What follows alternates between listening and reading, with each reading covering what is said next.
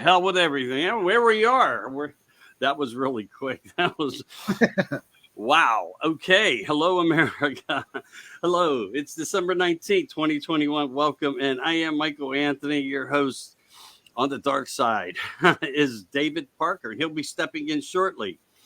Now, what is this? The Alabama white thing or an albino Bigfoot from the early 1900s and records around the 1930s? We've heard of this. It moves like a cat when it's on all fours, so it is cat-like in ways. And as the story goes, it has a head similar to a cat, but a body of the Sasquatch. Stands approximately 7 to 8 foot tall. Is it flesh and blood or something supernatural, dimensional? And I know that's a loaded question, right? But what's out there? If you have a story, we want to hear it. America, always remember to fight back. Welcome to America Disclosing Uncensored. Let's open this vault together from the East Coast to the West Coast, beyond dimensional and interdimensional. It all seems to fit like that, whether it's Bigfoot, paranormal, UFOs, skinwalkers, flying like creatures of men, shadows, orbs. Has it all played a part of the same phenomena? Or is it all part of these 12 dimensions, sharing our space in this place? What have they not told us? Why won't they tell us? What hand of man played a part in all of this? Are there natural doorways into dimensions that can explain this? Or in ways do we do this? We meaning the deep, dark state projects. We don't know. We don't have the need to know about all that is secret. What does our government know? Don't expect them to ever fully disclose that information. It's just too dark. And we must ask, why do they spend so many millions of dollars into all this research and developments and more based upon, in their own words, created by the CIA, conspiracy theorists? Now with me from the dark side is the infamous David Parker, the one who lives amongst them, as in Bigfoot. Hello, David. Welcome in. Any weekly updates? Yeah, there's been a few incidents here. We've had like 3. Now, one night, my boy stepped out on the front porch, and he heard one of the males do a really long howl for like 35 seconds, is what he said. And, by the time you grab the recorder, they don't do it again. Kind of, that happens a lot. You'll hear like a really cool call that you've never heard before, and they'll only do it once. You go in, you try and grab the recorder and everything, and then by the time you get out there, it's nothing. So it can be pretty frustrating at times. And then Marion had let the dog out, and there were 2 females kind of calling back and forth. One was off on the next ridge to the east of the house, and the other one was kind of north and west, kind of near where my pond is. And then 2 days ago, Ralph was out grabbing some firewood, picking up logs, and he got a visual on little Andy was watching him. The neighbor's dogs gave him away. They ran right up to him. And that's what we've had going on the past week.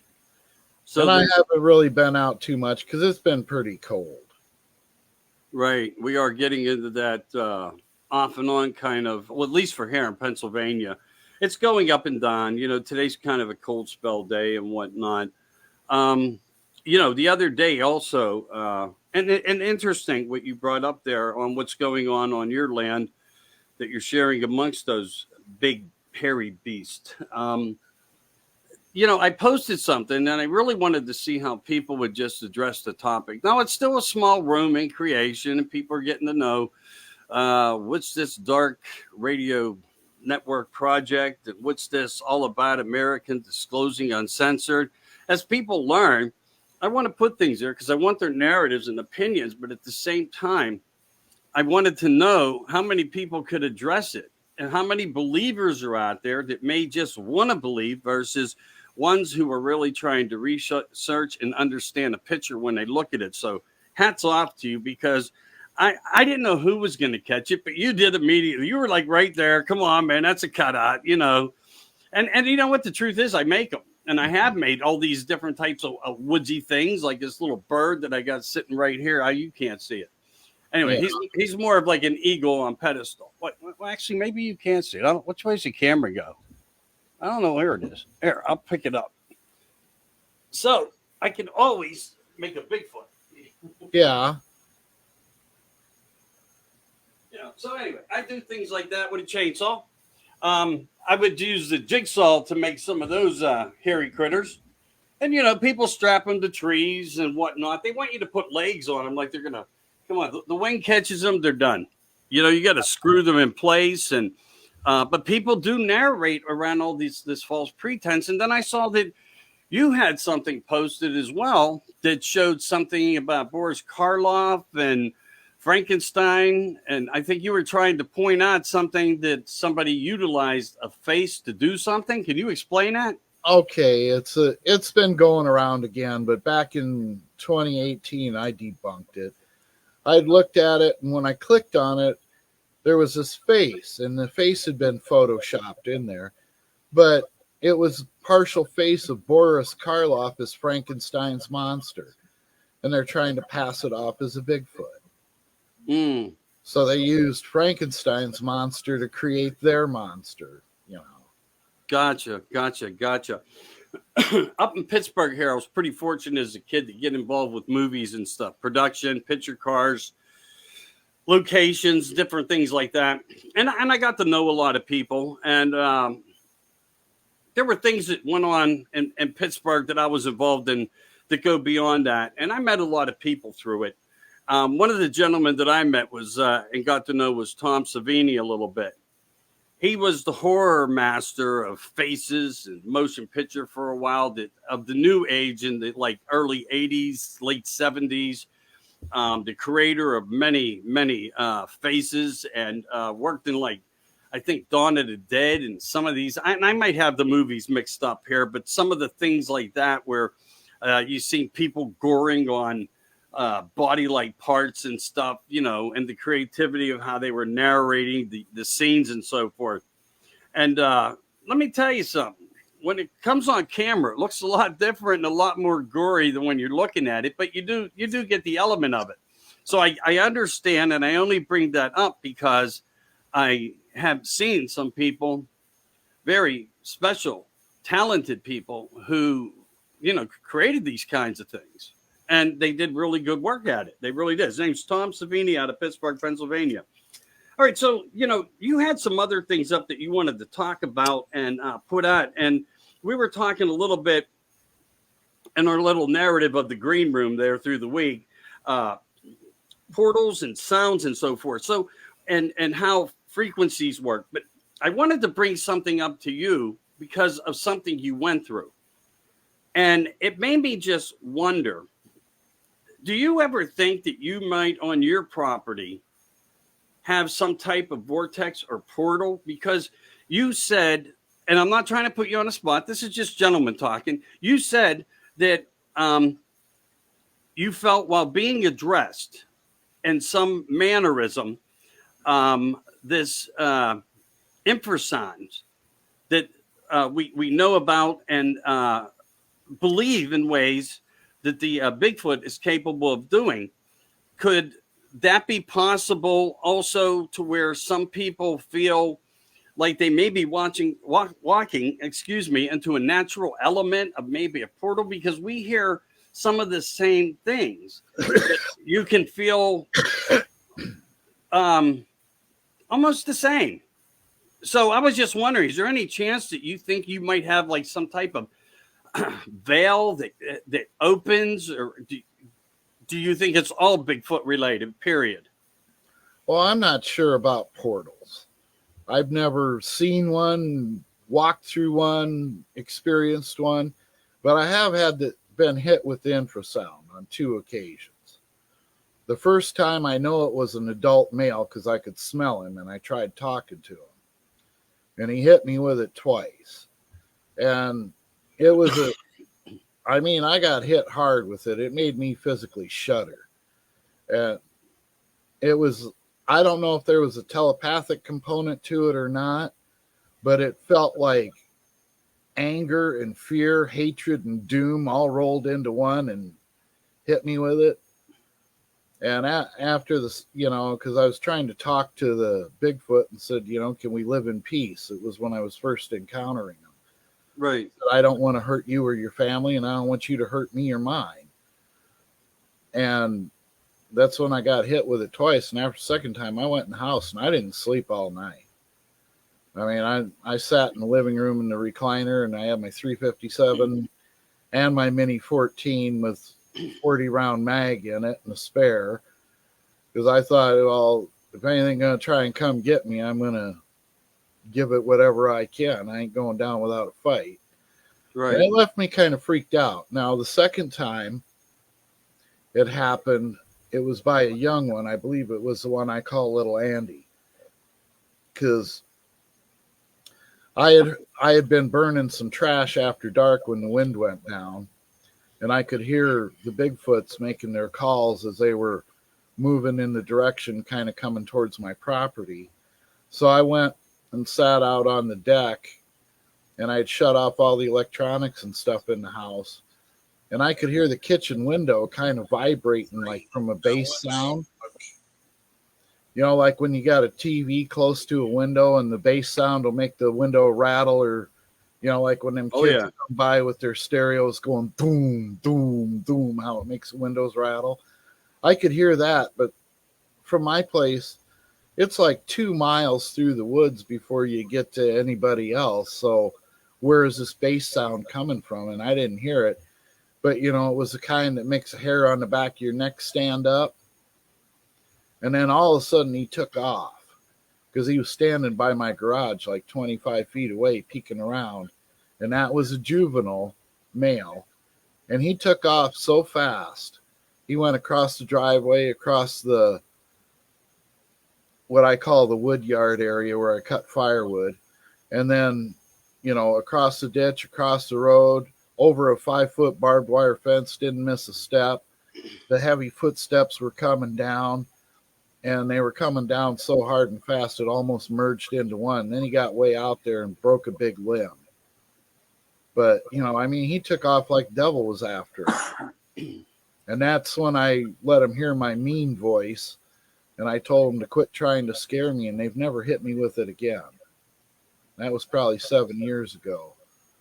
But I did the mean voice, you quit trying to scare me. Right. And they've never hit me with it again. Like when I do, this is Studio 10 broadcasting. No, I hear you. All right. So, okay. My theories, we're just trying not to debunk anything, but just to bring reality into theory, from theory. So, all right. You've heard about things when it comes into ghostly encounters and too. So I already know you're going to get this. And again, we'll see some shows out there, or some people tell of experience. These experiencers say at times they're in, paranormal investigation, and they happen to go into a dark room or whatever, or just any scenario anywhere, and they will experience like they feel like something goes through their body, or in fact, they walked through something. And it just makes me wonder, some hot spots, and they may not all be related, but they may have similarities to them, like how the ability from the other dimension can vibrate that type of low frequency that causes you to become disorientated and more. And not just all based upon demonic possessions or hauntings, But in any type of haunting or place of paranormal actions like that, people describe this very similar feeling. So is it all because they're from one place, possibly, or their intelligence, or just coincidentally similar to other factors that we're looking into? Do you get where I'm coming from? You know, Yeah. Now, I think part of it could be sound, but who knows? I mean, there is so much that we just don't understand about our reality or universe. right. You look at there's a lot of different things. Like people claim aliens come from another dimension and that or time. I don't know, but it's certainly possible. I mean, you look at all the leaps that and bounds that man has made with his technology in the past little over 100 years. It's quite a bit. Oh, yes, it is. It is indeed. And, you know, you bring up a really good point of something that I would love to just, you know, blast of a statement that came out in the late 1800s from the Rockefeller family that narrates this whole charade that we're living. But again, we're trying to narrate through other things as we peek and share some other issues of America as we go along. And I think that's the best way to do it, to keep people interested as to why they may step in to watch us, and so more because of where we share it. All right. So I thought that was just a really cool narrative to talk about, because paranormal, this type of thing, what you experienced, and you know, in ways, even though there are some proofs, some things caught on camera, many things get caught on camera are never clear enough for anybody to be happy enough to really be able to look at it and say, oh, 100%, that is the real deal. In some cases, you know, the Patterson films always, and Ghibli's always going to come up first of, you know, most authentic. And I guess there could be other things out there. And again, America, if you're interested, please post and share if you want on America Disclosing Uncensored. Check into the room, or always look up. Now at 59,000 members, Bigfoot. I'm sorry. Bigfoot, the real truth. Exactly. Is that what it is, Dave? Yeah. Yeah. Just want to make sure, because I don't want to fall ill. I want to give good representation. So check that out. It is now, like, every 3 days gaining 1,000 new members, and that's incredible. So people are in search of getting away and going back to roots in this time that we're living in. And I'm glad to see that they're trying to open up their mindset to take in more and learn more, because we got a lot to give you and share over the next through the winter. So you're going to have to come in and check us out. All right. So yeah, you know, again, I brought that up just for the purpose of comparison and whatnot. So sound waves, things you cannot hear, that do change the fragment of our own well consciousness, I will say.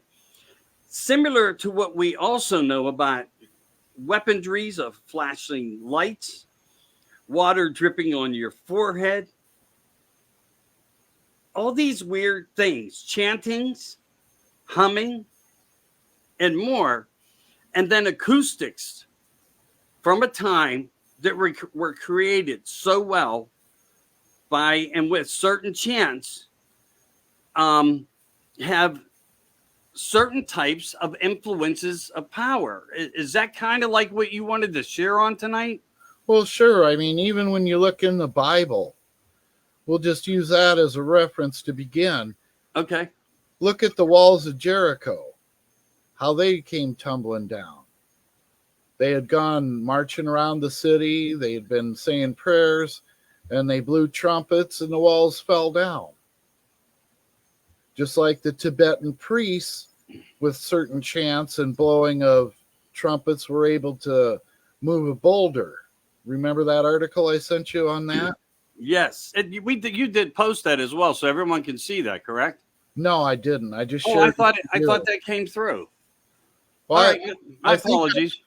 I believe I just shared it to you because you know, it was somewhat related to, you know, all the different things with sound. It's a science that needs to be gone into in a lot more detail, because maybe that has something to do with the way they built the pyramids and were able to move such megalithic stones. You look at stones that are 100 tons, and you're Yeah, telling me that people move that without the wheel? Well, how? I know. I know. It's incredible, right? And what was there, like, was it 600 million tons and over 13 acres to construct that? And it's like nearly, what, 500 feet high? I mean, I don't have every dimension on down the, and then not only that, the engineering of it Yeah. is just mind boggling. How back in the day, I mean, look at, even if you think about what we do today, and honestly, uh, man's hand has in the past shown us how brilliant their workmanship is. But to bring it forth as they have and the way they have says to me anything's possible. Because when we look at things right now in modern days and times, and we look back 100 years, 200 years, and you see some of these early and even older churches and synagogues and more, I mean, that the Templars did and so forth, these were true workmen with a skill and a vision that's just mind blowing. And we sit here at times and think, well, what happened in the last 100 years? Damn it. We had some rock stars out there already doing stuff too. We must never forget that. Although brick and mortar is much different from when we see technological things and aerospace and more, and how that's all taking place. So there are going to be some divides and separations of opinions, you know, in my mind and thought. But yeah, you're right. So we know that they practice things. And wasn't there even a couple stories where a couple monks were actually able, in some way, whether it was through mind control or something, they were actually able to levitate a couple inches from the ground, and there was records of that happening where people witnessed these events. Yeah, in Tibet. Yeah, I mean, they were the kings when it came to this. I mean, they really practiced it, and again, you know, it really, you have to bring this kind of stuff to the table to debate it and discuss it, because again, they were fascinated with sound and perfection with it as well, just in their own architectures of what they built. And there must have been something more. And I wonder, you know, with history not being so forward and proper, as far as the faculty of teaching, was it why? Could they do something while they were in this church and make a cup rise by doing it? Are they not telling us some of the secrets that way? But getting to these big stones and the outside, creating an outside frequency to move them, I don't know. I guess it's very plausible. And then wasn't the other thing too, if I may bring up just quickly, because I don't want to be chewing all the words here. You're as important as I am in talking here. Didn't these stones all come from like 500-600 miles away as well? Well, like for Stonehenge, I know a lot of those, they came from Wales. Right. And how did they get them? I mean, you'd think the easiest way to get them anywhere would have been, you know, put them on some kind of a barge and float them over water to get them moved. But still, they still had to go across quite a bit of land. And how did they do that? I mean, these people without any technology to speak of. Yeah, I mean, it's I can't come up with a logical answer except for like you said, you shared the barge theory there, and that's true and correct, because we even know the Ovilus in Washington D.C. that came from all the way in the dry sands all the way up by barge. I mean, you know, and there's stories about how that all took place and whatnot out there, if anybody wants to research that, because it is pretty cool when you think about it. But when you dry dock, as you said, then you're faced with this land. Them over there sands everywhere for the most part. No hard pavements unless there's things still buried under the sands that we can't see, like maybe the second Sphinx that they don't really talk so much about, um, or the 7 levels under the pyramid that we know does have proof of existence there. It's just no one's allowed to look into it. No one will sign off for anybody to go past that crypt that's downstairs, and I believe in level 1, where the theory is there's really not a body in it, and there never was. It just hides another staircase or ladder system that takes you down to the remainder of the 7 levels, which would be 6 more levels after that one. So there's a lot of information out there that's talked about that way. But again, we're talking about sound and frequency and making articles move and different things like that, and vibrations. Yes. In some ways they're good. It depends on who it's for. In other ways, it has purposeful abilities to maybe build. I mean, look at the one man team that in the middle of the night was building structures. I'm trying to think of his name, but I'm having a brain fog here. Who was, if he thought he was being watched, he would stop everything going on. He died without his secrets ever being told. But he was actually building a network and actually picked them up and moved them when he wasn't happy with where they were. He took them all back apart like it was nothing and then started to restructure them again. And he died with any information to be left to us, unless, again, another hand was possibly maybe involved, and the government wanted to know, the secrets, so to speak, like how some of the Tesla story goes. And Right. When he died, if in fact true, Donald J. Trump, the president's uncle, it said that he played part in the removal of all his notes, ledgers, and books that he kept on all the work that he did. So yeah, levitating and moving, it's fascinating. It really is, because I mean, I would love to have things like that work for me in my life, but I never even gave them a second thought. And here we are in the 20th century. You think our minds would work better, and maybe 200 years ago, they had the science done in some way, Well, yeah. Now, what you were talking about was that Coral Castle down in Florida. Right, Coral Castle. The man that built it, he was not a large man. He was maybe 140 pounds. Right. Very thin, fragile looking. And he just used a tripod, and it had some kind of a box on top. And he said he knew the secrets of the Egyptians and how they built their stuff. Well, he was able to move these huge several-ton stones by himself.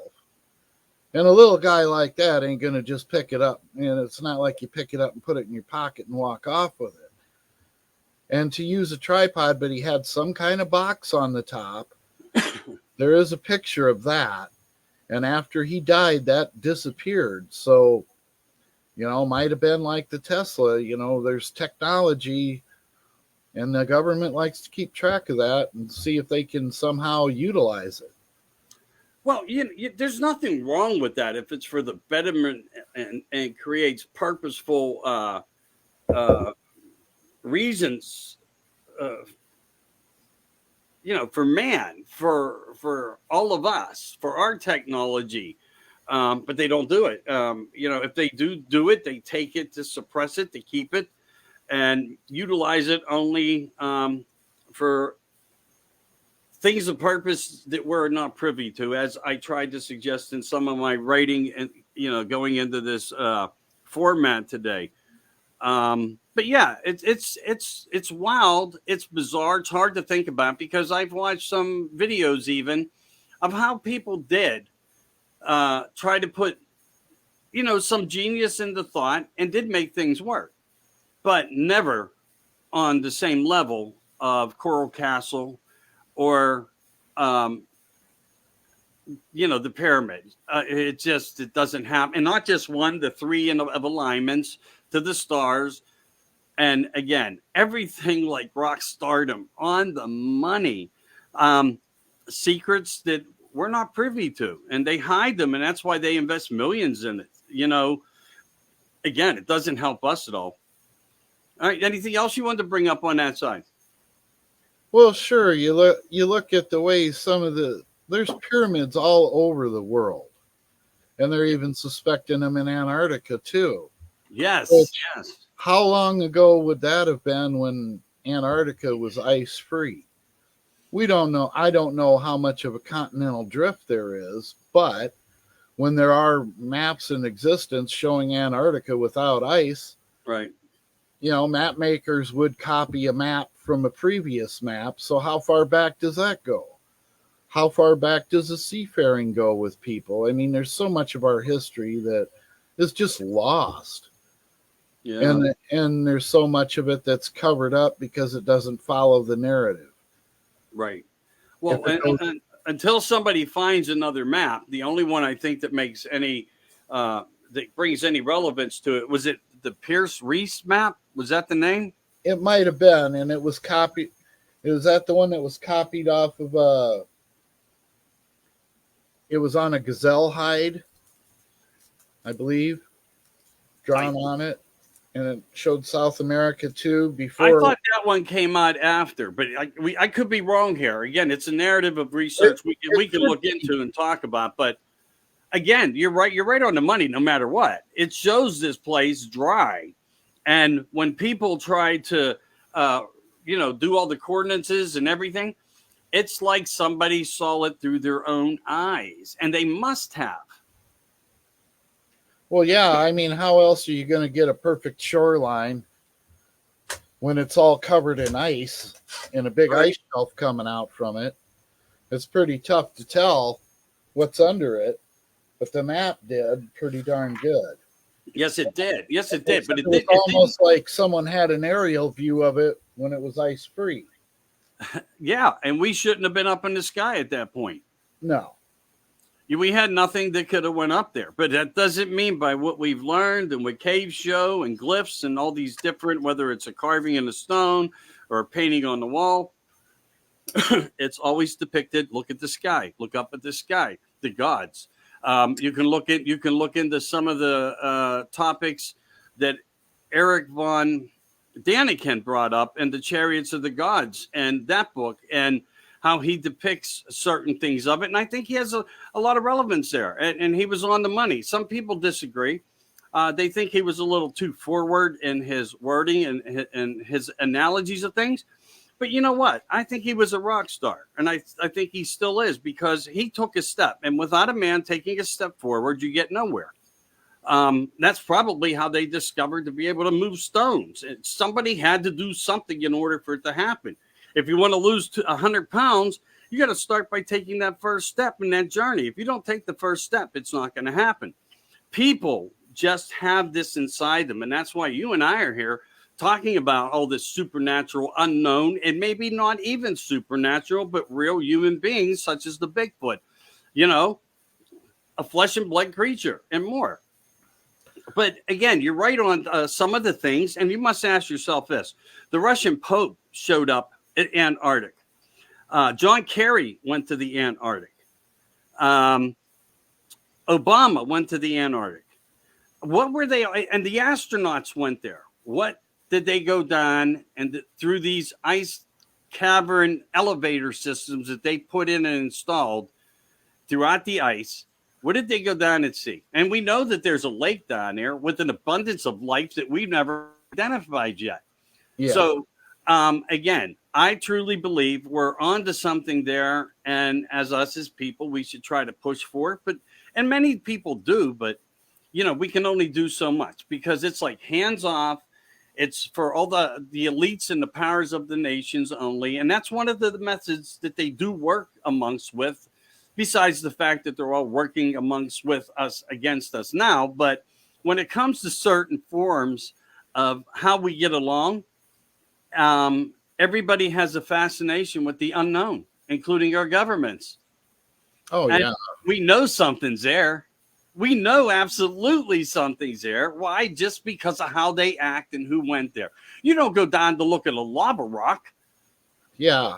You're not just looking for meteors on the surface either. Right. Exactly. Even though they found quite a few meteorites in Antarctica, which I think is cool. Right. And back in ancient times, they did too, because we see some of these meteors were actually carved and they looked for them or they followed them.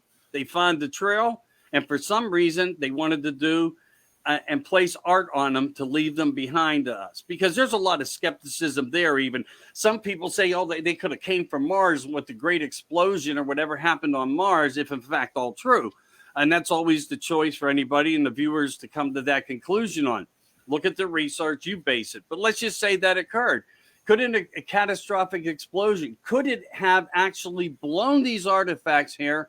And were they durable and tough enough not to burn up? No, I don't think so. I think coming through the atmosphere, we know how difficult it and what we have to go through just to keep planes moving. Although there now are different methods of different carbon fibers and things that actually know how to, and plus there's cooling systems on the outside that let them enter in and out, like Freon systems that charge the whole outside of the crafts. So could this thing have possibly made it? No, but they knew to look. They wanted something to do with this meteor, and then they created art from it. But a lot of people think, oh, no, they got blown off Mars and they got here. I have a hard time accepting that theory, but I respect people's thoughts on it. But for me, I'm just saying I have a hard time on it. But getting back to Antarctic, you really have to wonder. I mean, come on. What was all that about? And then not only that, the Russian Pope summons the Vatican for special orders of papers to be brought there of something. Now, that's all over YouTube, internet too. Pictures as well as the Russian Pope being there. And what were the Nazis looking for there in World War II? Oh, New Slaven. Yeah, good point. Good point. With the They were breakaway looking civilization. for a weapon, obviously, technology of some kind. Well, they were fascinated with the occult. They were fascinated with the unknown. They had mediums around them. They believed in the unknown. They thought they were actually in touch with dimensional beings, extra ETs, perhaps. I don't know. But yeah, it's a good point to bring up. It makes you wonder, did archaeologists and the possibility of crash retrievals and so forth put them in a path to where they needed to answer more questions, and that's what took them on that way and put them in that path there. I heard at one point too that there may have been the Ark of David that actually needed to be placed in certain directions on how to handle it. The writings that the Vatican provided was to assist them, because anyone that went near this object was dying, and they had to take it and put it somehow in a placement up there. So that even came out, which is kind of bizarre. What was in it? Plutonium? There's only so many things that can actually, actually create a radiational problem. I mean, the Ark of the Covenant, that machine that was creating manna, right? Probably inside it, and if it's some kind of alien technology. Because remember, like the priests, to get near the Ark of the Covenant, they had to wear this special robes that had different metal and jewels and protections on it. Yeah, it speaks of it, definitely. And I think that may have been what that was all about, as far as the possibility of what those papers were that they were waiting on. But again, and you look at like when the Babylonians captured the Ark of the Covenant, and you read the description of what happened to the people, it sounds like radiation poisoning. Yeah, that's everything. Blisters, their fingernails and hair fell out and stuff. That sounds like something radioactive. And they put it on an ox or something and send it back. And then the Jews were able to retrieve it. Yeah, and then there's the legend of I can't think of the Pharaoh's son's name, where they actually stole the original then and replaced it with a duplication, and then it got lost again, the original of the Ark. But again, there's more than one. Some claim it's in Ethiopia. Yeah. And what was it, Sheba or Bathsheba or something? Her son was Solomon's son or something, and Yeah, that's the one. And he took it, feeling that he was entitled to it. Correct. And they claim that it's still there in Ethiopia, and the priests that guard it eventually go blind. Exactly. Yeah, there was monks up there or something. And yeah, what's making them have these issues with their health? I don't know. But, with that being said, what you brought up makes perfect sense of long time, even being too close to something, exposure may not kill you, but could cause these adverse effects if you're by radiated substances in some way, because some actually reflected to it as it being weaponry. Yeah. And, you look at like Jericho, where they had the ark and they marched around it and did their chants and blew their trumpets and the walls fell down. Right. And that's a very popular story. Everybody should know that, be able to relate to that too. So that's a good example. And there again, we've got some sound component. But what is inside that ark? It's supposed to be the 10 Commandments, and who knows what else. I would expect holy artifacts, obviously. But what are they? Is some of this alien technology? I think it's certainly possible, because to survive in the desert for 40 years. Right. How do you do it with no food? I mean, there has had, and I don't think we got all the gist of the story written through man's hand on everything, but I'm not saying that the elements of the story that were put in place in ways are true. I'm not saying they're not. I'm saying that they are. I would believe that they are, because that puts us, if we stay to the true side, it gives us more to associate, to try to come to some type of theory on it, and in like ways when they left Egypt. I mean, you look at like in King Tut's tomb, one of the things recovered was a box that kind of reminds me of the Ark of the Covenant. It's slightly different, of course, but it's a box like that. Right. I know of the box, but to be honest with you, I only read about it. I never seen anything or any like art type style pictures. I'm gonna have to like keep my mind open to that. And if you ever come across something that you can share, I'd like to check it out. The builders of the Ark of the Covenant left Egypt, so there would obviously be some Egyptian influence upon them, having lived there for who knows how long. I don't know how many generations of them had lived in Egypt before they were set free. When Moses let them out of Egypt. I mean, how long had they been there? Were they there for 100 years? Were they there for several centuries? I don't know, but obviously the Egyptian culture had a strong influence on them. Yeah, and man's origin in ways depicts certain elements of God's hand or the gods' hands working in some ways with that culture. And when you look at certain things said, and I never understood this one thing, that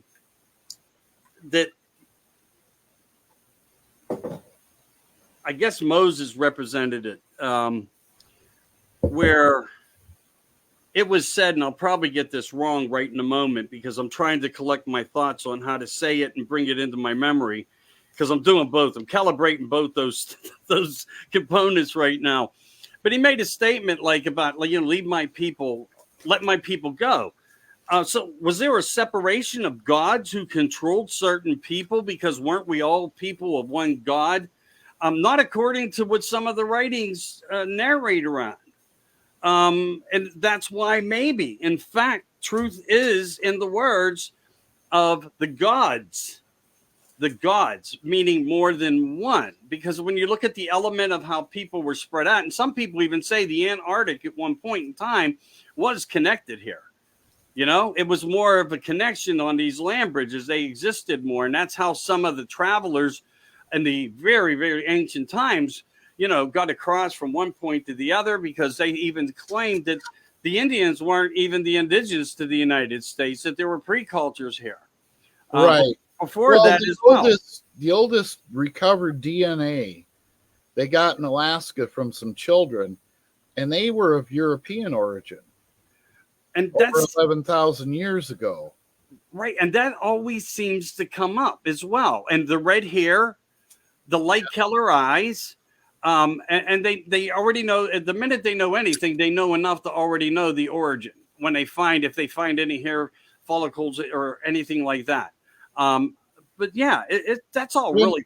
I think a lot of people could have got to different locations in the world during the last ice age, or we've had a lot more than one ice age. I mean, this goes like waves in the ocean, where the climate will change and then you'll have an ice age, like every 12,000 years, something like that was our last one. Yeah. So what's the cycle on having an ice age? Is it 26,000 years or something? Who knows? I mean, none of us were there at the time, so I don't have enough knowledge on the subject to say for sure, but we know there were many of them. And that's why, like, all across the Northern Hemisphere, you've got so many animals that run all the way across. I mean, even like squirrels. You've got squirrels in Europe, you've got them here. Okay, how is that? The ones in Europe, they got a lot more hair in their ears and they look cuter, but I mean, it's the same basic thing. You got bears, moose, wolves, fox, all across the Northern Hemisphere, otters, Mm-hmm. So how did they all get across the entire Northern Hemisphere when you got an ocean on each side? There had to be a way at some point in time. Yeah, there was migration happening without a doubt. And the world has changed, because if you look at all these sunken cities, and there are many, I mean, outside of Cuba and even the Antarctic, there are places that we know. And even recently in Niagara Falls, something was released with them up here trying to protect the ecosystem and whatnot. They narrated the falls around, and they were draining it, and they came across statues and figurines standing at the bottom, at the basin of it. And some pictures are out there about it. Now, are they 100% true? What was posted, I don't know, but these are some things that are coming to light right now. And this is something in real time that has been going on and that they have their hands in. So you see these things. And then even more so than that, the cities and whatnot, look at the Baltic Sea when you think about that anomaly down at the bottom there that was found. Yeah. And they're saying it's like a petrified spacecraft, and to look at it, it looks just like that. How does that get there in this water in the middle of nowhere? Well, it was land at one time, probably during an ice age when the sea level was a lot lower than what it is now. You look in Cuba, you got a city with pyramids a half-mile deep. Right. No, I agree that there's a lot of this out there, but that one anomaly blows my mind, because I don't see any movement on this earth that could have put it where that particular anomaly has been found when they were using the sonar scan and came across it. And when they went down and took pictures of it, it's mind-blowing. It's not a structure. And they also were having equipment issues when they were near it. I remember that there was something said. Isn't there always an issue? Look at Oak Island. Yeah. It just seems that the issues continue and continue when you get close to anything. And is that suppression of the universe, that we're not meant to know everything, or it's not yet time for us to know everything? I don't know, but to me, it's phenomenal that we're finding all this and that we do know it. And it's sad, very sad, that the guys that work so hard are truly suppressed. And if they don't, just like our healthcare right now, doctors speaking out, well, the scientists in the same manner, climate control versus the ice core drillings. They know every 120 years we go through what we're going through. And I guarantee you, if we could get them to stop doing what they're doing in the sky for a month, you would see a whole different reality of what is going on. but they're not going to do it. Even Trump wanted that to be done with. Again, I shouldn't be really bringing up too much of heavy, politics here, because this is, I'm trying to base this whole thing that we're doing on, whatever we can leak out in ways of what we know and what the factors of time has shown us, what the proofs of time have shown us, and who it narrates to. But I will say this: it narrates around the ones of power all the time. Oh, They yeah. are always the ones allowed to get the information, where us, the people, the general people, the workers that built the country, did everything to this planet. Not so much for us. No, you need to know, and we don't need to know. Right, Now, exactly. have you ever heard about, not too far from me, actually, I think it was either Macon or Moberly, Missouri, in a coal mine 300 feet down, they found a city. Yeah. And they did find a skeleton of a person that was 10 feet tall, and found some tools and supposedly a working fountain in the city square. Now, how would this survive, and how old must it have been to have coal? Right. And would that be they somehow survived like an eruption from Yellowstone or something? Because they say that goes off like every 600,000 years. And, if it, and it's nearing that time. Now, if that thing were to blow, that'd wipe out half the country. Have you ever looked at the projection of if that were to blow up like Mount St. Helens did, the ash and everything, how much of the country that would cover? Oh, that would be a mega issue. Just like Notre Dame, what he expressed in his prophecy of the United States and certain things to happen, which in some key components right now blend up. One of the worst case would be the fault line, and if that became part of again, same type of depiction of a problem, all of the same type of magnitude. Yeah, it'd be devastating for humanity. Well, yeah, I mean, it would create a nuclear winter probably across the world, as big as that is, because, it'd choke out the sky for quite Without a doubt. Because, they were saying that the blast radius from that, I think, was over 600 miles? I think so. Where it, throw out ash and stuff like when Mount St. Helens blew up. I mean, that wiped out a pretty good sized area. It did indeed. Yellowstone is one of those super volcanoes. Now, is that why they found a city? And how would they have protected that city? They must have had some kind of technology to create some kind of bubble. Even if they were buried, but did they ever dig themselves out? Apparently not, because they did find a skeleton and some tools. If the story is true. Right. It was in a newspaper article from the 1800s. Now, is it true or is it just made up? I mean, I didn't see any pictures. I never heard of it again.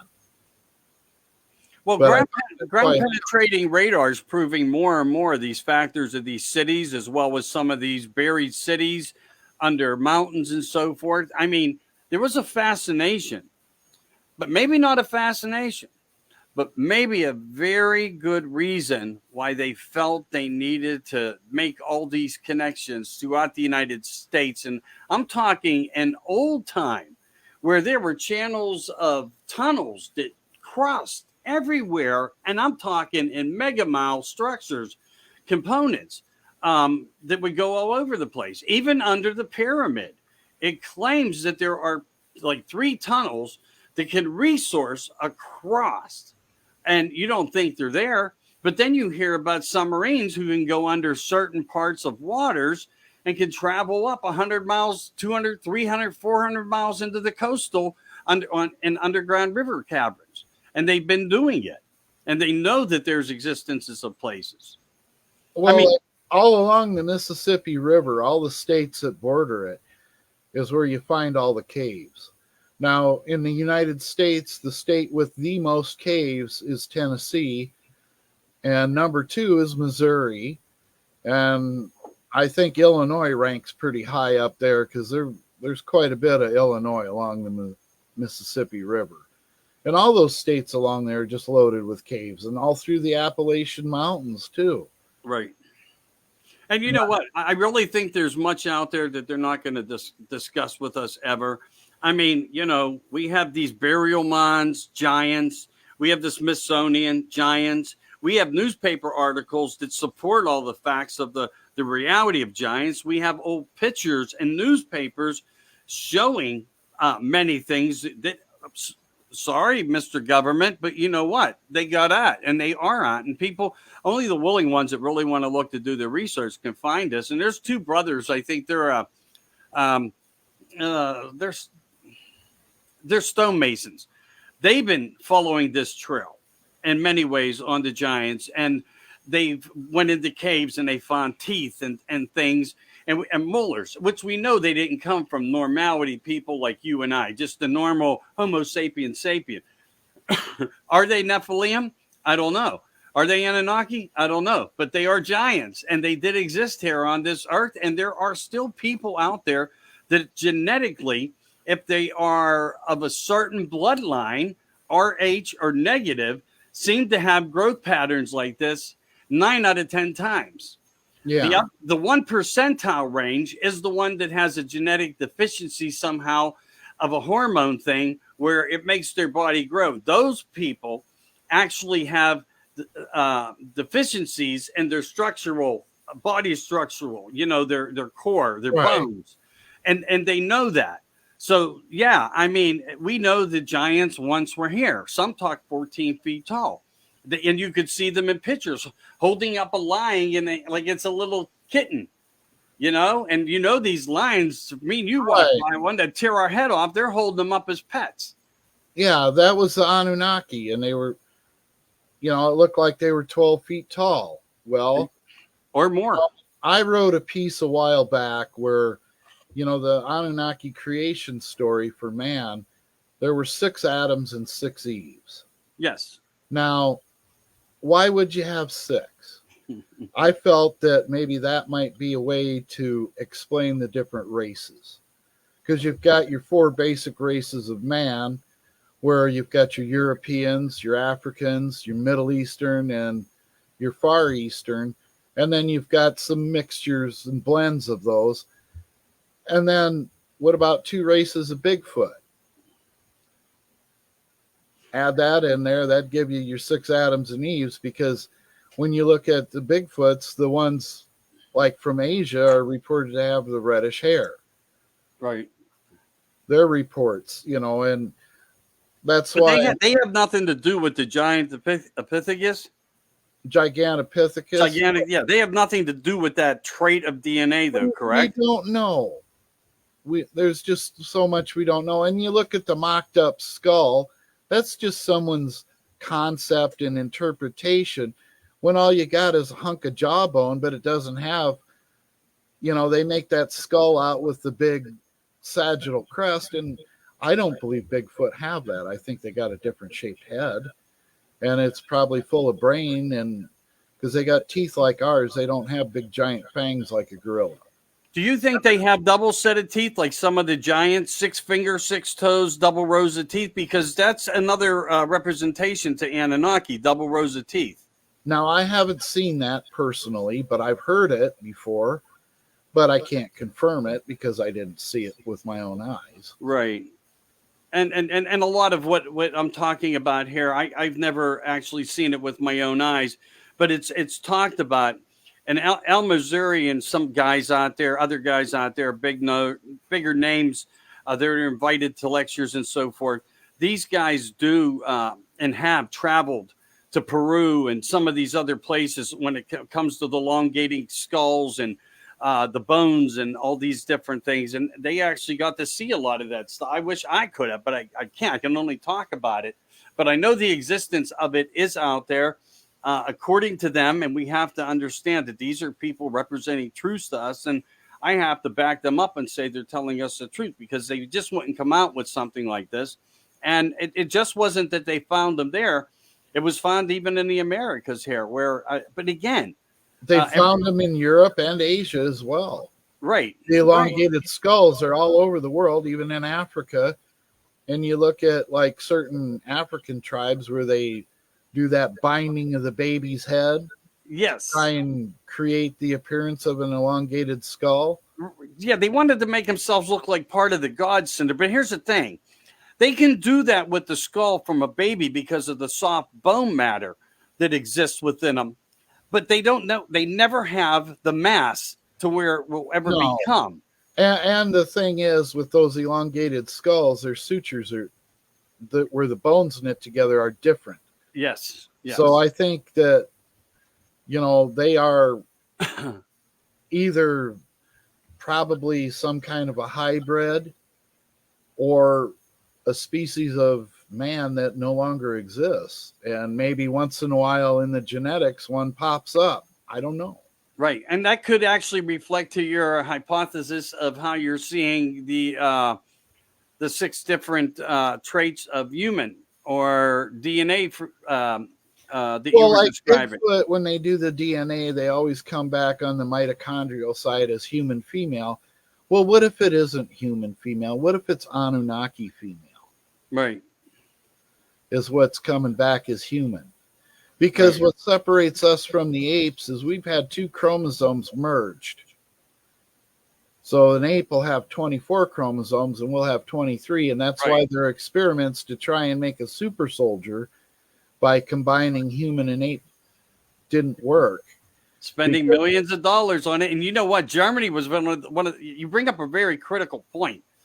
The Germans 50, 60 years ago were doing experiments with women and apes. That was the Russians. Oh, I'm sorry. Okay, I apologize. Well, I know the Germans had something to do with some type of sequencing as well, but I'm not going to debate that with you right now, and I'll accept myself as being wrong. But I think you understand that I do have the information, just a little confusion on the representation, and I apologize, everybody, for that. I do have something. And if one of our rivals was doing it, we were probably doing it too, but hell yeah. Oh, hell yeah. That's all this deep state stuff, All right. So, hey, before we get too far gone in this, because you and I could go forever, because, we share a lot in common, knowledge. And here's the other key factor that I wanted to go back to. And but before I forget, this whole thing on the Alabama white thing, is it an albino Bigfoot? Do you know anything about that? I know of to me, it could be just folklore, but it's said that it was out there, cat-like head, movement like cat while on all fours, narrating around the Bigfoot. Is there a possibility that we have the, an albino out there population hidden down in Alabama and also somewhat said to be in North Carolina? Well, I've actually spoke with a woman who saw a white Bigfoot. She's in California, and she saw it looking in the window, and she figured it was old. It was about 8 feet tall.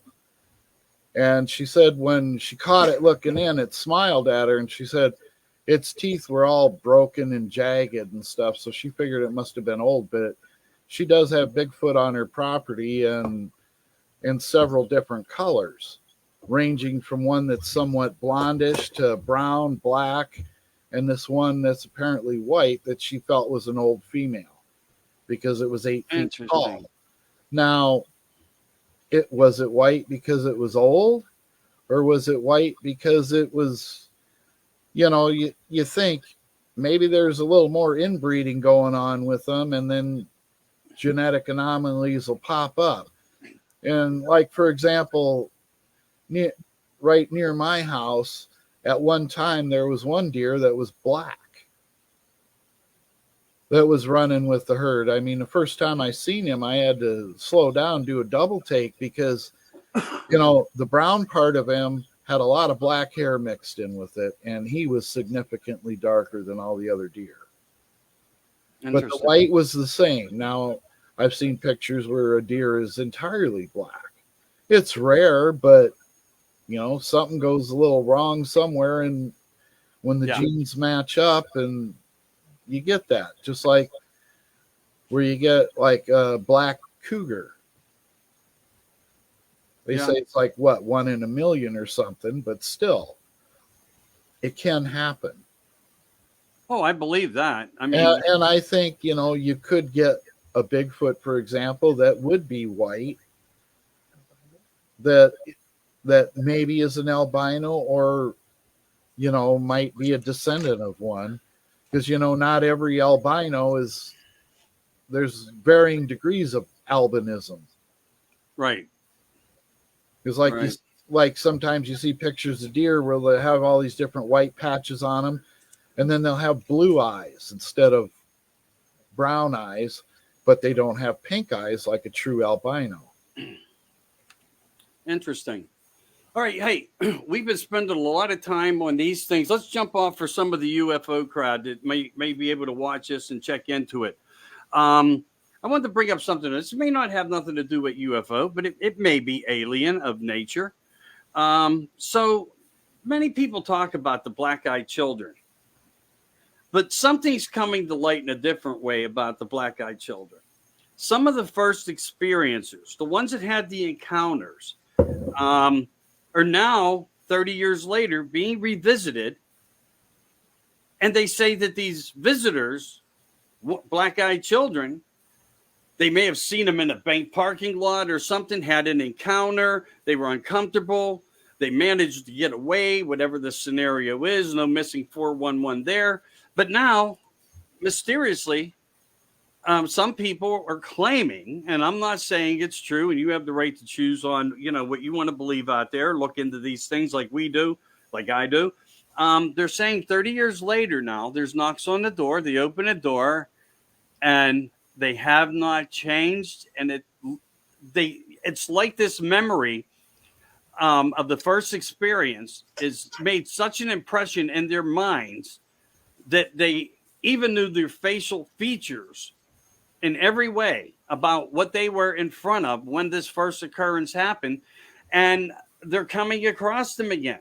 In one case where they knocked on a door of a person 30 years later, and the door opened, of course. Now, I didn't get into the whole story because it was, you try to read through something, they want you to download 10 other things. Yeah. So I looked for it a different way. And I did find other parts of the same story, but not as detailed as the one that I was reading. And I didn't give up on it, but I just wanted to know what your thoughts were on black-eyed children being revisiting now, visiting back the people that they try to possibly abduct, because they always seem to need a ride or something. They have a need for them. Or they want to go inside your house. And you look at the descriptions, how they describe their clothes even look like they were homemade. Bingo. Yeah. And they still look the same 30 years later. Are they somehow traveling through time? Are they from another dimension? Are they some kind of a, who knows what, something that's been put in suspended animation that's like an agent of aliens? Who knows? Yeah. But, the entire eye being black, that doesn't sound like a normal person to me.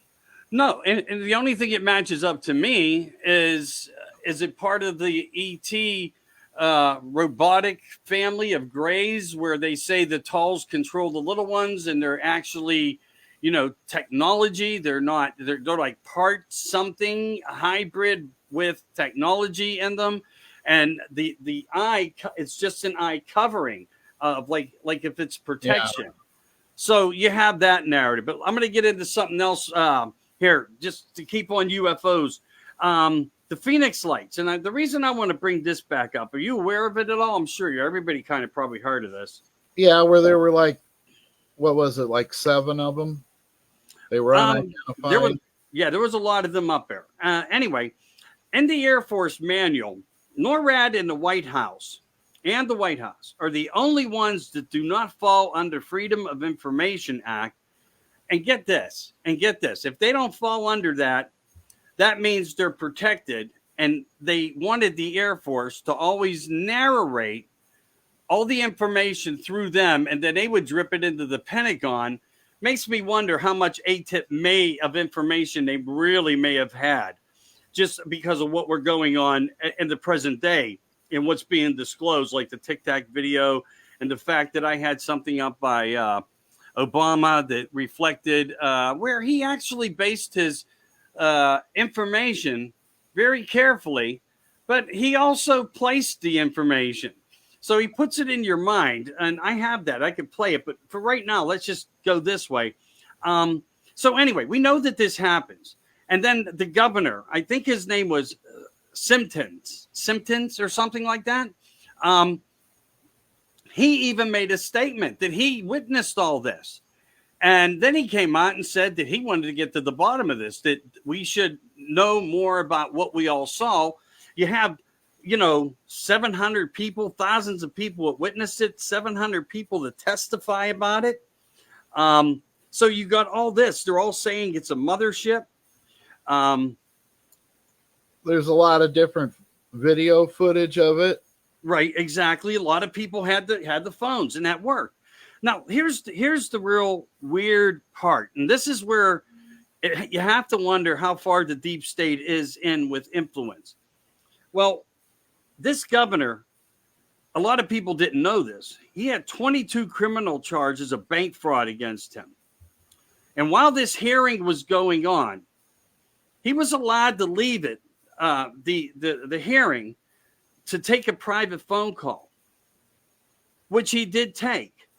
And some saying he took an agreement, because shortly after the hearing, all the charges were dropped against him. All 22 counts of bank fraud were just non-existent anymore. And then he came out to do a press conference with one of his constituents dressed up in an alien suit and said it was all just a facade. His story completely changed. He must have done something and had something and used it for a bargaining chip. Either that, or they came to him and said, "Keep your mouth shut. We can make your things go away. Your issues go away." Yeah, we'll bury your charges. And they did. His charges all went away. He never came back and supported the people. As a matter of fact, he narrated a theory around the people of conspiracy theorists, where he was one of them in that moment, which he totally changed his. But it was again, he suddenly had an emergency press conference to explain that this was all nothing more than a fake. And then he had the ET there of a tall gray or some type of thing. And then they try and blame it on an Air Force jet. Yeah. Chinese lanterns, Air Force jet. Meanwhile, it hovered there. And people actually, some people that went under interviews even said that they could even see the certain details through the sky with the lights, flashing lights, and people were flashing like the night deer lights, the spotlights, and so forth. They were picking up edges, which says if they're picking up edges, it's more than a flare. It's man-made. But again, so this governor who was supporting it, saw it, witnessed it himself, came on, said it, goes into the hearing. Looks like there was a plea deal made, but not with the judge and not between the allegations of the issues. Everything goes away. And that was one of our best encounters, just like Randlesham. And Randlesham's one of the most hardcore, significant things out there. It's the Roswell 47 plus. And even within Roswell, there's more than Roswell. If you go into 45 through 47, where it was like multiple crafts done that looked like they could have been hit by or zapped by some type of radar frequency that distorted their ability to keep the aerodynamics in function, and they came down, crashed, and whatnot. But even there, where they talk about, and Holtz himself, through the Freedom of Information, you could see what he wrote. It sounds sci-fi-ish, but the reality's there. They had motion picture cameras, because that happened over 3 nights. And on the 28th, between the 28th and the 29th of December was the most critical night. because that was when the big ship came, and they were saying it was around 50 feet. Now, that's how some of the information gets hidden and suppressed, because there were 3 nights, but this was the most important. It landed even nearby farms where citizens saw it. So there wasn't just 30 to 40 Air Force military people there. There was more than that there, and they saw it. And not only did they see it, they had a standoff with the ETs. About 4.5 foot tall. And this is all testimony given. It's all testimony given by a soldier named Larry Warren, who worked for the United States Air Force. And he testifies and now comes out as a leaker, whistleblower, that says he wants it to be known that there were actually motion picture cameras working. There were still cameras working. There were videography, video cameras. So they had every element of technology working, and it was all photographed. It was all put down on motion picture film that they were using, which was the most high, I guess at the time, best technology to use. They described it of flashing lights, that it was translucent, that it was, in fact, aerodynamic in shape. I don't want to say pyramid, but maybe bamboo, or not bamboo. I'm sorry. I can't think of the name of it. But if it comes to me, I'll tell you it. But anyway, it did project lights, and also it was hovering over the installation where all the nukes were, sending down beams. So something's observing. Were you thinking of a boomerang-shaped craft? Well, they used a different, I think, terminology, but I will say that's probably the closest that I would come to it and say, yes, I'll agree with you to that, because that's the way I took the information in the articles that I read. I also heard that there's something or a couple things on YouTube where Mr. Warren came out, and I meant to research him for tonight, but I had to do some Christmas shopping things today, but I knew enough about the whole story. Who doesn't follow something as big as this? Because what I'm picking out here and trying to put in place are proofs of eyewitnesses, experiencers, people who saw this. And here, this is like what they call the third kind, where the extraterrestrials actually came out of the craft. And they witnessed it, and not only witnessed it, filmed it all. Now, if you go to the prime minister over in Britain and whatnot, no one's going to really, it's all suppressed information. The government, deep state, military industrial complex, the elites, they're not going to let it come out as being a truth, even though we have military people now acting as agents for us, we the people, sharing this story because they were there in real time, watched it. Now, wasn't that gentleman you referred to, wasn't he an MP on the military base in Rendlesham? You know what? I wasn't he on guard duty? There were several that were on guard duty. Now, it was Larry Warren himself one? No, but here's what I can confirm to you for the record of proof. All the low-level military soldiers were called off. And as they walked away, a statement that Mr. Warren even made, as he turned back to watch to see what was going on, because the higher up ranks stayed there, he turned and looked from what they called the place called Capel Green. And I think it's spelled C-A-P-L-E, Capel Green. And he turned and he looked back, and his supervisors, and I thinking he also meant and included Colonel Halt, were standing there still in a face-off.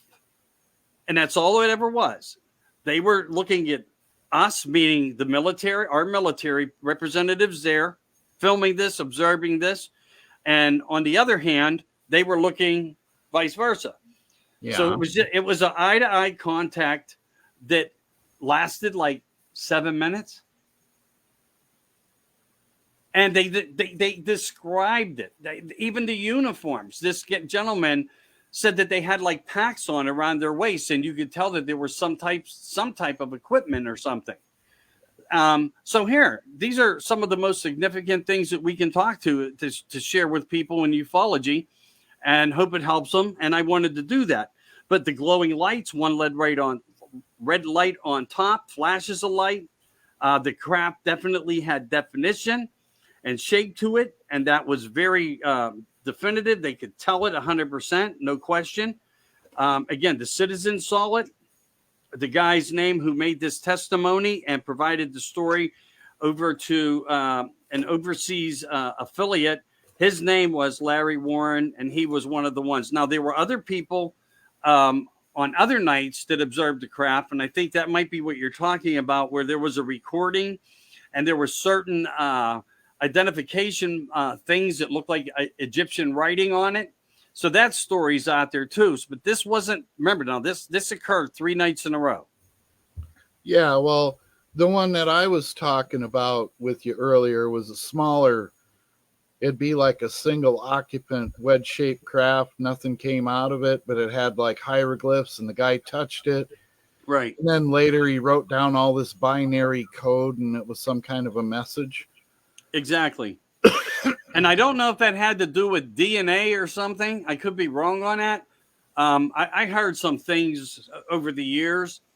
I'd have to look into it. I could brush up on it. We could always bring it back up so we're more thorough to that part. But yeah, so exactly.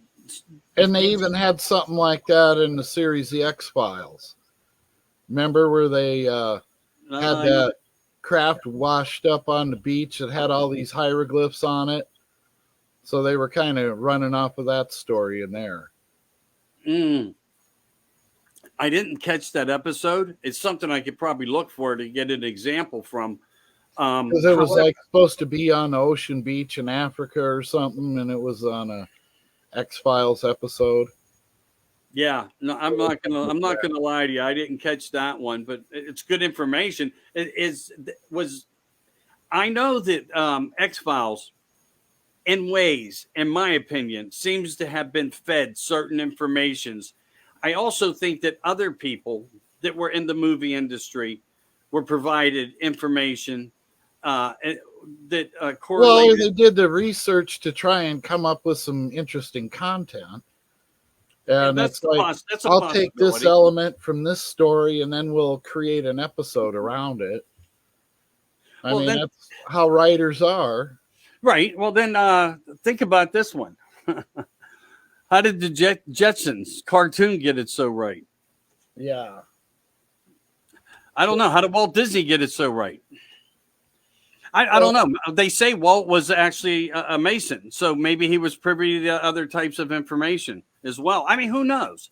And again, it comes as if there's levels of power. Masonically, they say the number 3 is very special, but they also say that there's several levels above that. I don't know if it's all true, but some people do state that. On the lowest levels, it's all about raising money, fundraisers, and whatnot. And then as it goes up in levels, it's more creative, it's more dark. And I'm not going to give a lot of speculation on that, but just to say how some things work. And our governments are no better. And again, to me, they're purposeful for information.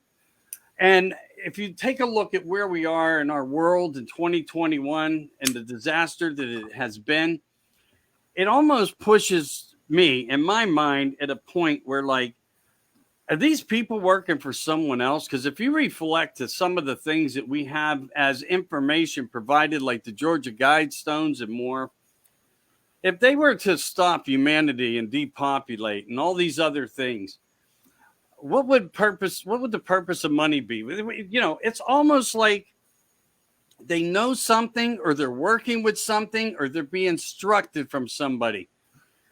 There's no purposeful connection to harm and destroy unless it possibly would benefit somebody else. And I don't see how it's going to benefit some of these foundations with 4-letter influences and pharma gates. Well, think about it. If you depopulate the planet down to 1 billion people, it'd be a lot easier to conquer than 7 billion people. Oh, I agree that, but the numbers are much lower than that. I mean, if you go by information's provided and Well, millions that's what of the dollars Georgia spent to get. Guidestones wanted to do, is reduce the world population to 1 billion. That's what the Stone said? Yeah. I thought it was 500 million. Well, I think 500 million of them would probably be Chinese because they got so Well, much they of the should take world those. They should population. take them all. No, I mean, keep the good people. I mean, I don't want to be negative. It's just, we're at a time where, a lot of things have happened, and I don't want to be disheartening to any culture, because there's a lot of good people, Chinese, who want no parts of this whole system of, Well, your average Chinese is a decent, hardworking people. and I love their food. Oh, yes. I do. I mean, hey, don't let nothing happen to these people, My And favorite restaurant to go to, yeah. I like to hit the Chinese buffet. It's great. right. And I guarantee you, Tuesday, Joe's going to probably try to harm that now. I mean, it's just Yeah. the place we're in, and I'm sure this announcement's going to come, and they're working up some type of an element of a Christmas gift. I'm telling you, when Carmela said she had concerns for how Christmas was going to be, I don't know if she was actually, now that I debate that in my own mind, was she sending us a message? Because I utilized it. I said it months ago and spoke about it because no one seemed to catch it, the fabric of it. And I initially thought, well, maybe it has to do with the shortages and all this thing. And depending upon who's married to who and who's Chinese and who has a connection to transportation, because that exists in Congress, believe me. Yeah. Some are married to spies. And that's okay. That's really, it's okay.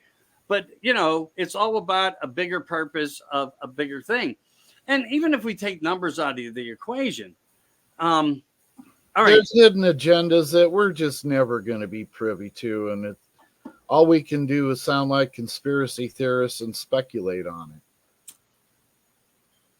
But, a lot of our speculation fits the scenario. Oh my God, has it ever, in many ways. And that's why some of this stuff here is going to really come out and enlighten some people, to be perfectly honest with you. Do you know about by any chance, do you know about the story about the Titanic? When they tried to change this whole thing years ago? Because No. they did. All right. Let me do something here if I can find it. I'm going to try to find something here. Give me 1 minute.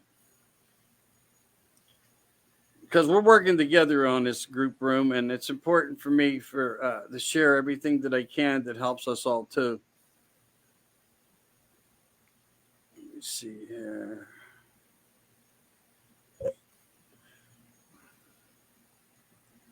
I know I placed it somewhere.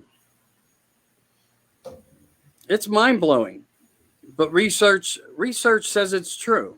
When you go through who was on it, who they worked for, who built the ship, all those kind of things. So there's Here it is. theory out there that it was sunk deliberately. Oh, there wasn't just sunk deliberately. There was 2 Titanics. To get rid of All right, here we go. the opposition to the creation of a central bank in the United States. And the men on the Titanic were opposed to a central bank. They had to die. Among those were John Jacob Astor, Isidor Straus, Benjamin Guggenheim, and a host of other millionaires who were opposed to a central bank in America. Therefore, they had to be taken out of the way. And they were on the Titanic. The company building the ship was owned by J.P. Morgan, who was himself an agent of the Rothschilds family, the Rothschilds being the bankers for the Pope and the Vatican. The main Jesuit targets were brought on board. The captain of the ship was Edward John Smith. It appears from his actions that Captain Smith was a Jesuit coadjutor, that is, a Jesuit who has taken the oath but does not wear the robes. A coadjutor blends into the scenery and never looks like a Jesuit priest. It is a veteran sea captain, Edward Smith, who orders the ship to travel through an 80-square-mile ice field at full speed on a moonless night. There had been over 8 telegrams warning the captain of the danger. He's warned 8 times, slow the ship down, slow the Titanic down. You're going too fast. Not once stopped. Knew there was an iceberg field up ahead. Knew that he should have slowed down, but didn't. And so you look and you say, how was it that this man could go headlong into a field of icebergs and not slow the ship down, not be more careful? The only conclusion you can draw is, as a coadjutor of the Jesuit order, right through the line, the chain of command, he was told, sink the ship. They built a ship of death called the Titanic. The Pretty sinking crazy, huh? Titanic was a Yeah. disaster. Well, I got more and good details of it. The Rothschild thing is about 3 minutes long. It's a little different. And it narrates from the early, late 1800s. Factual information that we're, so to speak, living within right now. Yeah, so I mean, you have to put things together when we talk about things like Bigfoot. Sometimes when he spotted these black ops helicopters, whoever they are, deep state, and we know that they're, everybody thinks that there's just, there's the general intelligence and this and that. No, there are many levels above with names that will never be divulged.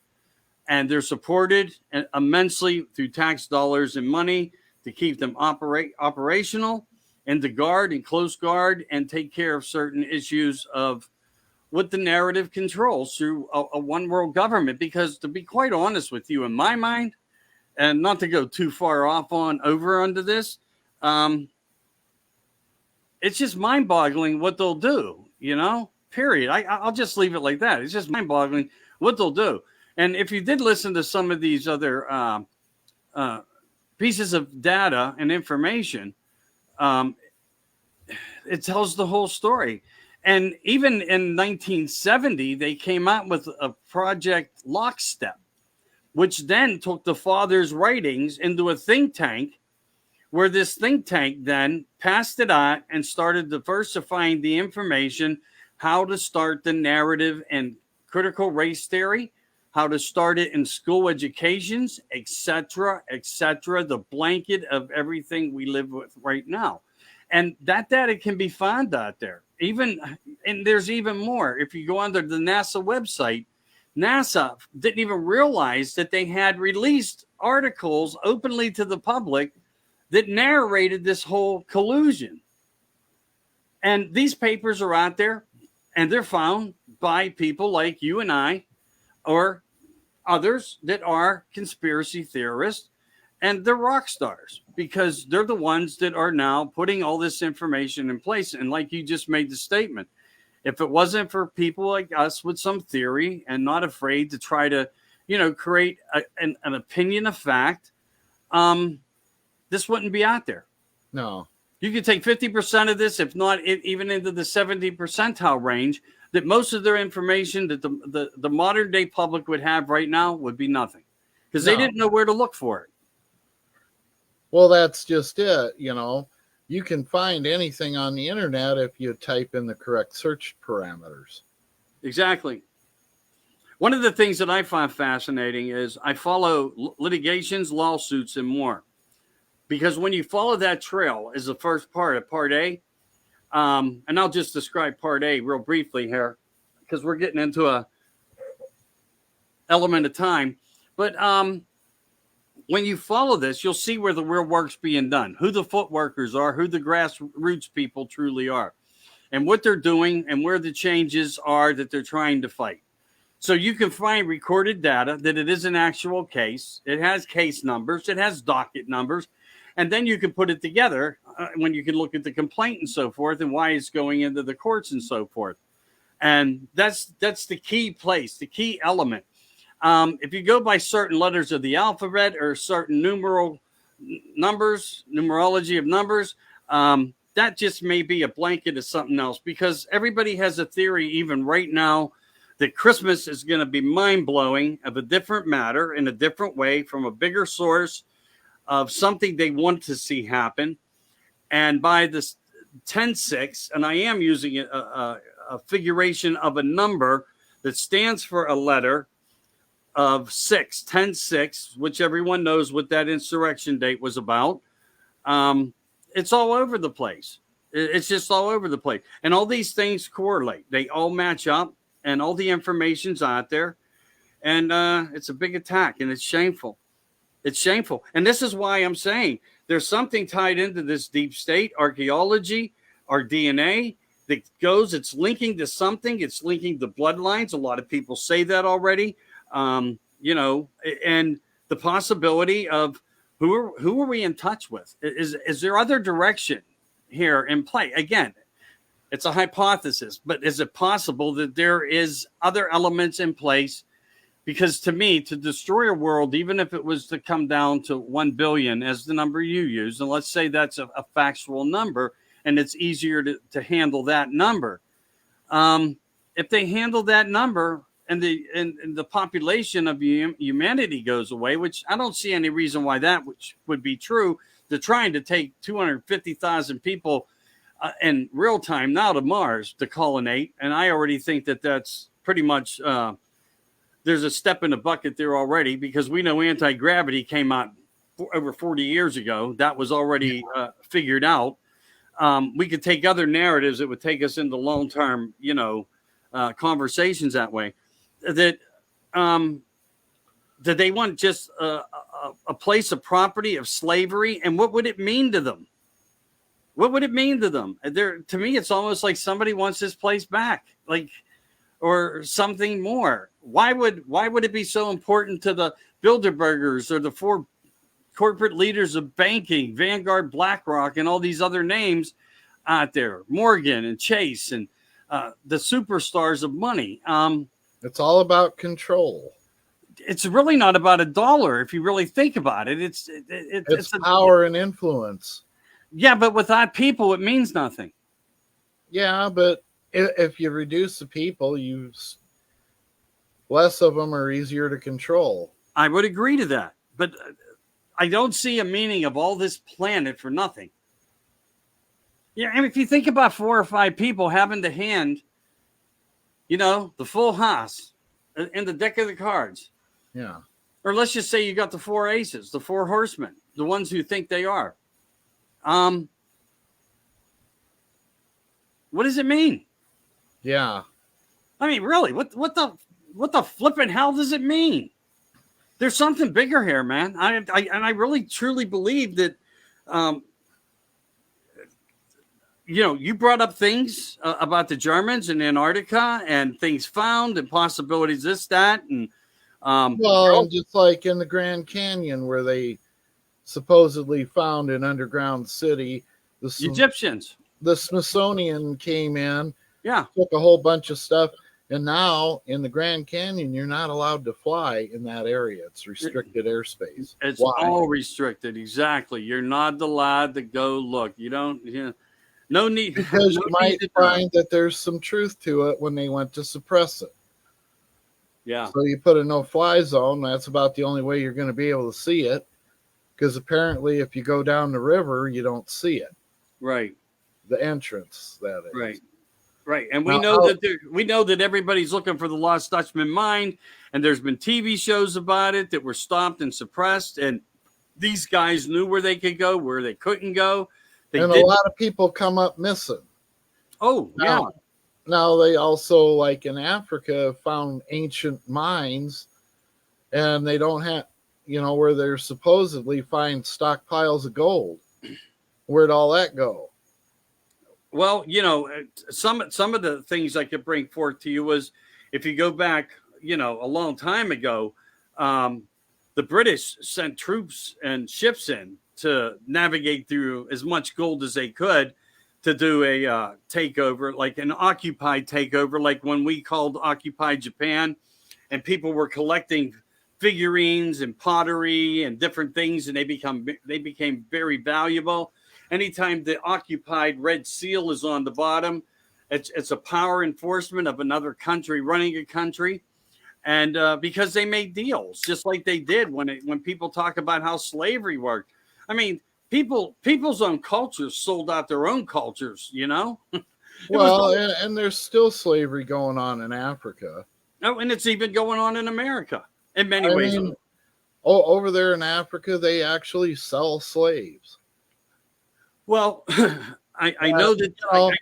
Let's see these BLM people make a big fuss. You know, they want to have a reason to complain, but they're silent about the slavery that goes on in Africa.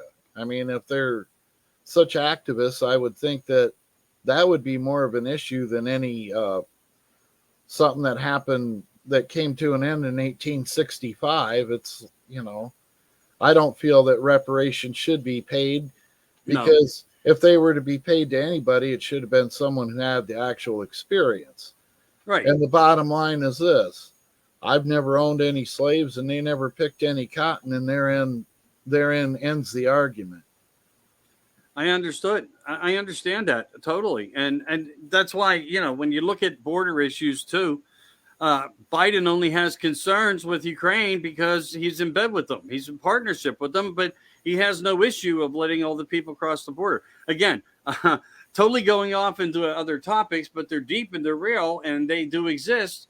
And again, it goes into control of the power and what the narrative is and what the purpose behind the narrative is, because there's steps taking this whole juncture of everything with it. It's a method to collect, condition, gather, destroy, suppress, knock and off. Take away our rights little by little. Oh, every day. Our rights are already diminishing. And they're, I mean, it's just, I see the left using the Nazi playbook. They're so similar in so many ways. I mean, it's, you know, you take the rights away a little bit at a time and the people will put up with it. And look at the lockdowns and everything. And I think the people have had enough. We want to get out there. We want to go into the parks. We want to go on vacation. We want to go out to dinner. We don't want, you know, we want to go to the mom and pop shops and support everybody. But what they've done with all this lockdown is they've pretty well choked out, you know, the little guy.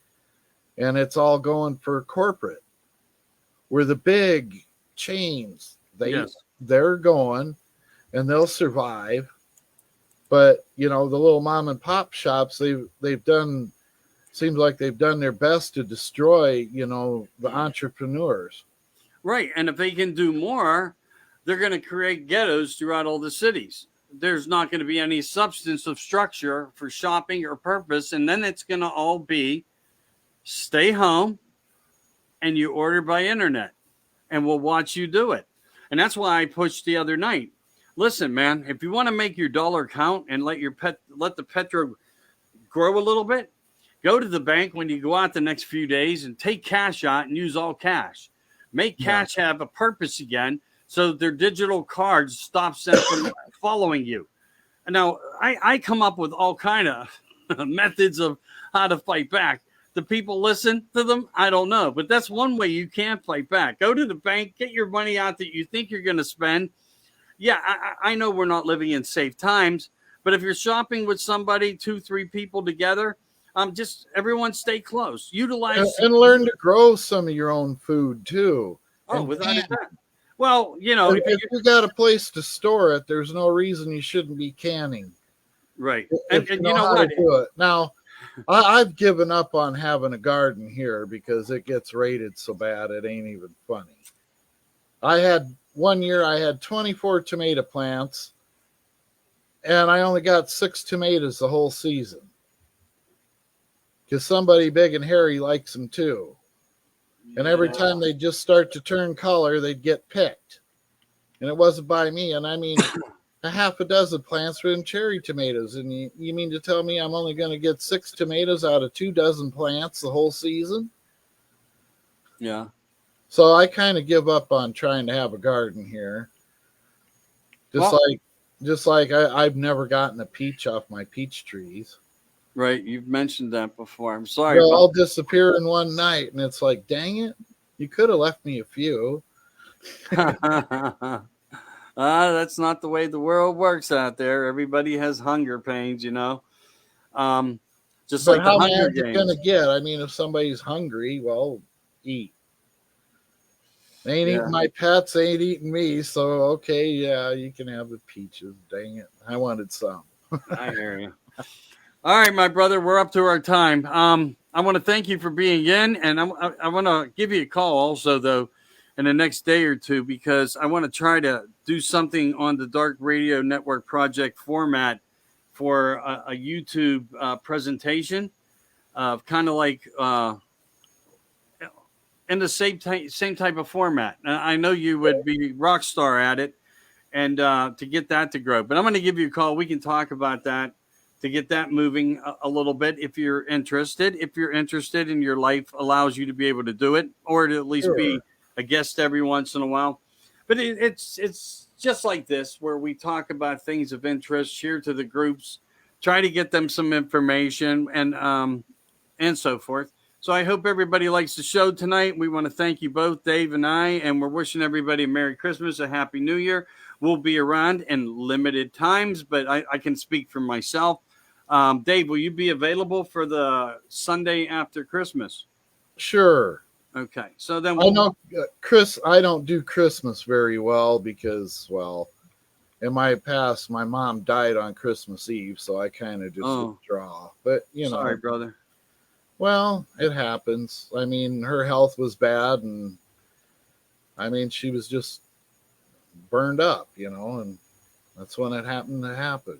I know, and that's another odd thing. Not that people don't die daily, but it seems at times collectively a lot of people leave around the holidays, and I never quite understood that part. I don't know if it means anything or if it's all just a thing, but I've always noticed that in my life, that we do lose loved ones closest sometimes through holidays like Thanksgiving, through anytime like Halloween through New Year's. It's just like maybe it's just more noticeable at that time of year.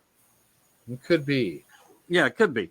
But anyway, all you admins out there in the Bigfoot groups and all you guys into ufology and archaeology, I hope we touched a little of something. We'll try to be more diverse on how we deliver a lot of topics. If you guys ever want to get involved, or just give me a shout out if you want to call in, and we can call you, or I can give you direct message you a number to call in on to be live. That's kind of what we want to grow into on the format on YouTube, ufology, and different stuff. But anyway, America beyond and out in the dimensions, thank you for having us in. We appreciate you. Please follow, subscribe, share through our YouTube, and also right here on Facebook.